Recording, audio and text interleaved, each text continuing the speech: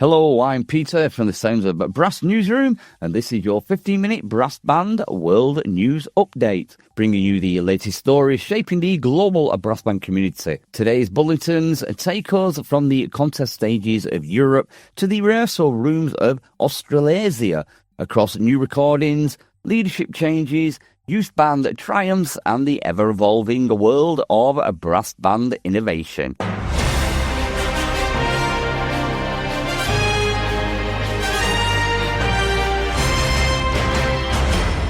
Festival organisers are responding to changing audience habits and logistical realities with creative programming and flexible delivery.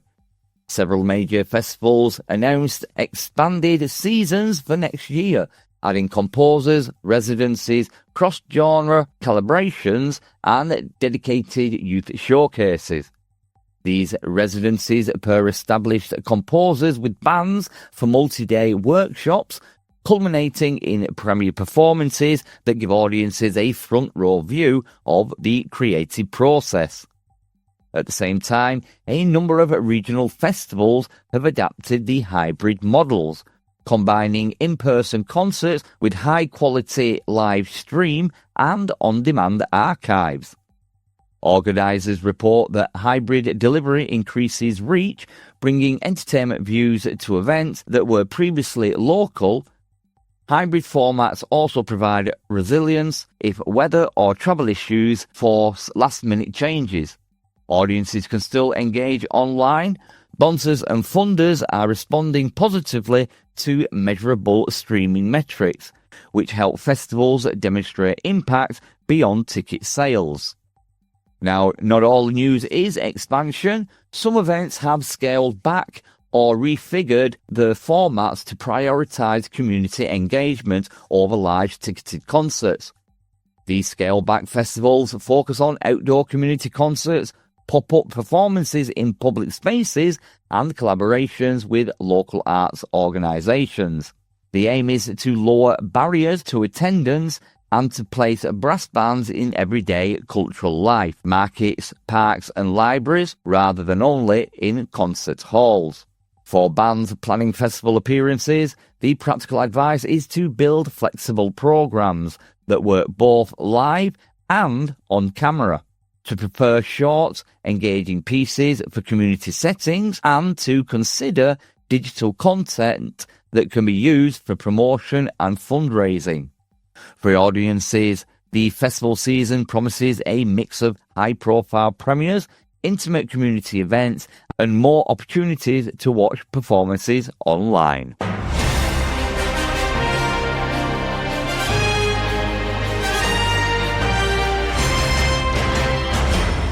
The recording landscape for brass bands is evolving rapidly. This month saw several notable releases, traditional repertoire recorded with modern production values, concept albums that cross genres, and full-length recordings of newly commissioned works. Producers are invested in immersive recording techniques that capture the ensemble's dynamic range and the acoustic character of performance spaces, resulting in albums that translate well to both streaming platforms and high-fidelity listening. Commissions are a particular vibrant area. Arts councils, trusts and private patrons are funding works that address contemporary themes, identity, migration, climate and community. And composers are responding with pieces that expand the expressive vocabulary of the brass band. Now, these new works often incorporate non-traditional forms, spoken word elements, electronics and collaborations with artists from jazz, folk and contemporary classics. Recordings are also being used strategically. Bands are releasing EPs and singles to maintain audience engagement between major projects, and some ensembles are producing short documentary films that accompany album releases, offering behind-the-scenes insights into rehearsal and creative collaboration. Now, these multimedia approaches help bands tell a story around the release, making it easy to attract press coverage and to secure performance invitations. From a practical standpoint, bands looking to commission or record should consider commissioning agreements that include performance and recording rights.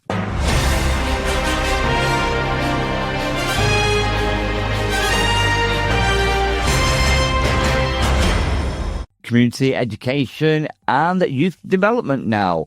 Community engagement and education are the lifeblood of the brass band movement, and recent initiatives renewed focus on accessibility and long-term development. Now, several programs report measurable success after introducing instrument loan schemes, free beginner workshops, and partnerships with local schools. Now, these schemes remove the initial cost barrier for families and create clear pathways from first-time learners to youth ensembles and eventually senior bands. One effective model pairs mentoring with practical support. Experienced players volunteer as section tutors, while organisations provide instrument hire and rehearsal space. The mentoring model accelerates learning and fosters intergenerational bonds that strengthen club life. Another success approach is the community concert series, where bands perform short, informal sets in neighbourhood venues, supermarkets, community centres and local parks to reach listeners who might never attend a formal concert. Workshops now often include oral training, improvisation and compositions for brass ensemble, giving young players creative tools beyond technical proficiency. Now, several youth programs have introduced composition competitions, encouraging young musicians to write for their peers and to see brass band music as a living, evolving art form. For volunteers and administrators, the takeaway is to prioritise sustainable funding models, to document outcomes for funders, and to build partnerships with schools and local authorities. For players and teachers, the message is to embrace creative teaching methods and to create visible pathways for young people to progress within the brass banding system.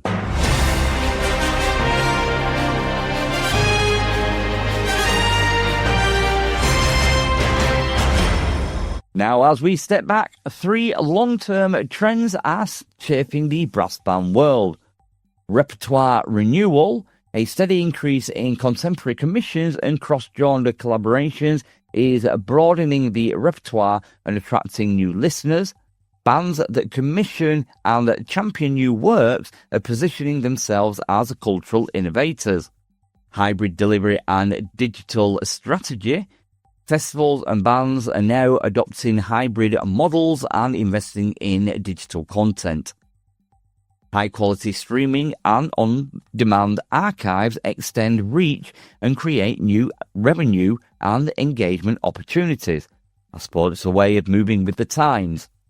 And access and youth development, targeted education programs, instrumental loan schemes and community concerts are expanding participation and ensuring a pipeline of future players. So looking ahead, watch for more cross-disciplinary projects that pair brass bands with dance, theatre and visual arts, for recording projects that prioritise narrative and multimedia storytelling, and for policy and funding initiatives that recognise the social value of community music.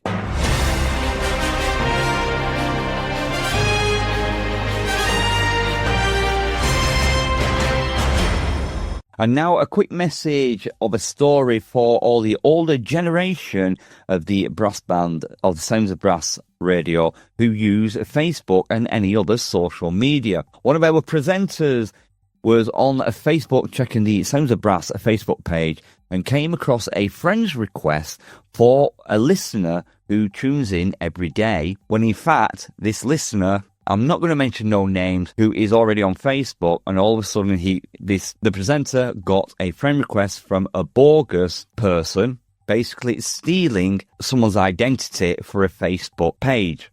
All I'd like to say is, if you come across anything suspicious on any social media, whether it be Facebook, Twitter, or anything like that, and something doesn't seem right, or you've got an account on Facebook and somebody else is trying to steal your identity and your pictures to use for themselves to get people to friend them, then please report it to Facebook. If you get nowhere with Facebook, then report it to your local authorities. Please, please, please, I can't stress as much that we look after our listeners here at Sounds of Brass Radio, and your safety is always paramount. Please, please be diligent. Anyway, on that note, I'm Peter Webster. Thank you for joining me in the Sounds of Brass newsroom for this week's Brass Band Entertainment and Brass Band World News. Until next time, stay safe.